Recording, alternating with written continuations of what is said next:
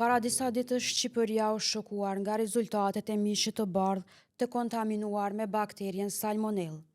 Autoriteti Kombëtar i Ushqimit i Shqipërisë para disa ditësh kishte konfirmuar se një ngarkesë me fileto pule të ngrira nga Brazilja importuar përmes portit të Durrësit ka rezultuar e kontaminuar me Salmonell.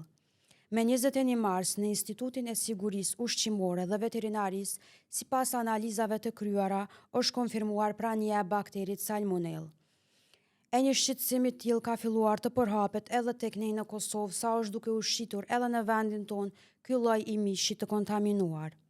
Ne kemi kontaktuar me Lamir Thaçin, zëdhënësin e ushqimit dhe veterinarisë, se cilat janë masat e ndërmarra pas rastit të Shqipërisë. Sipas Thaçit, Agjencia e Ushqimit dhe Veterinarisë ka lëshuar urdhëresë për kontrolle kufitare që të gjitha ngarkesat e mishit të pulës me origjinë nga Brazilja të dërgohen në testim mikrobiologjik, duke theksuar faktin që AOV është duke ndërmarrë veprimet për të hequr dyshimet e ngritura. Kujtojmë se viteve të fundit në Kosovë ka pasur alarme se produktet e mishit që vijnë kryesisht nga Brazili dhe disa shtete të largëta vijnë me cilësinë më të dobët.